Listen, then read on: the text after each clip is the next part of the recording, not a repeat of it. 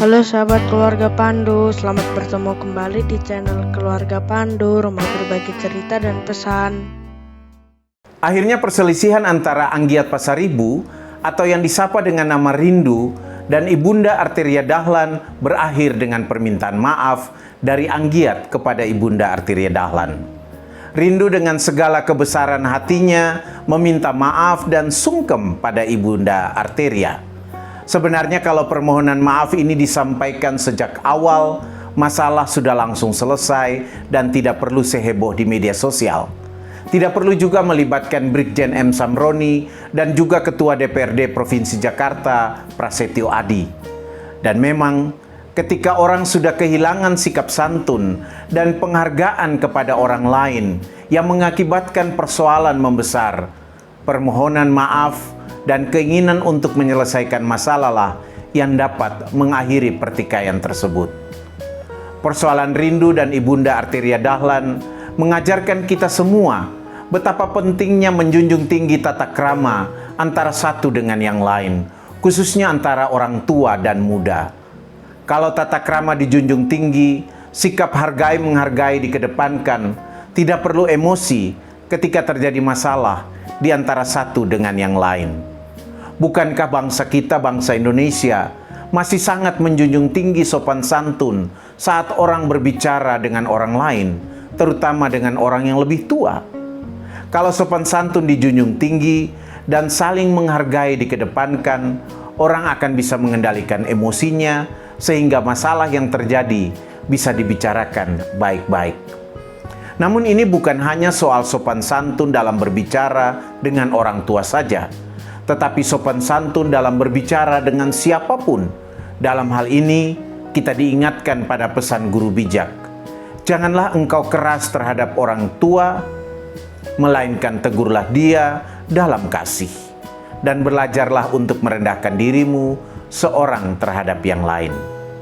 Begitu pula kalau seseorang mempunyai status sosial yang tinggi, status tersebut tidak boleh membuatnya lupa diri dan bisa bebas bersikap tidak santun kepada siapapun, terutama kepada orang yang lebih tua. Justru semakin tinggi status sosial seseorang, seharusnya semakin beradab dia dalam berkomunikasi dan bersikap kepada orang lain, terutama kepada orang yang lebih tua darinya. Kecuali jika orang menjadikan status sosial itu hanya sebagai sebuah kesombongan dan pamer harga diri. Status ini juga tidak boleh dijadikan sebagai pelindung untuk orang bisa berbuat tidak santun kepada orang lain. Jangan karena seseorang adalah anak atau keluarga seorang pejabat, misalnya anak seorang presiden, atau karena anggota keluarganya berpangkat atau dihargai dalam masyarakat, dia bisa berbuat tidak santun kepada orang lain. Karena merasa bahwa presiden atau anggota keluarganya yang menjadi pejabat itu akan melindunginya dari ketidaksantunannya.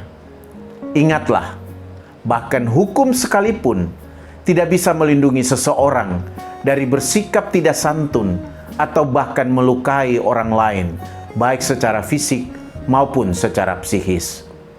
Untuk itu, betapa penting bagi orang tua untuk mengajarkan anak-anaknya sopan santun dan menghargai orang lain sejak usia dini.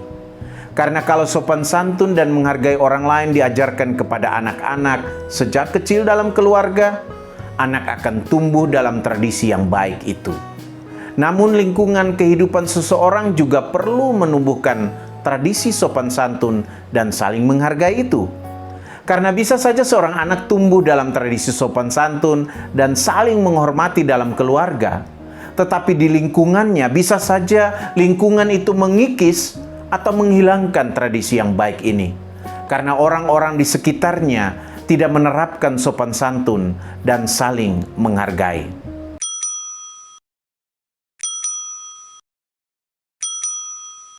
Persoalan Rindu dan Ibunda Arteria Dahlan juga mengajarkan kita semua agar jangan pernah melibatkan orang lain dalam konflik-konflik pribadi kita. Kalau kita mempunyai persoalan dengan orang lain, selesaikanlah persoalan tersebut dengan pihak-pihak yang bermasalah tanpa melibatkan orang lain.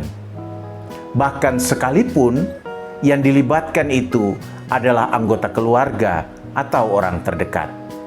Tidak usah melibatkan anggota keluarga atau orang lain, apalagi hanya untuk mencari dukungan dari pihak yang lain. Mencari dukungan dengan melibatkan pihak yang lain dalam menyelesaikan masalah seringkali bisa membuat masalah menjadi rumit, bukan semakin mudah diselesaikan. Kunci utama dalam menyelesaikan masalah adalah komunikasi. Dan komunikasi yang mendukung penyelesaian masalah adalah komunikasi yang mengedepankan sopan santun dan saling menghargai. Karena itu, tetap jadikan sopan santun dan saling menghargai sebagai karakter diri dan karakter komunitas kita bersama.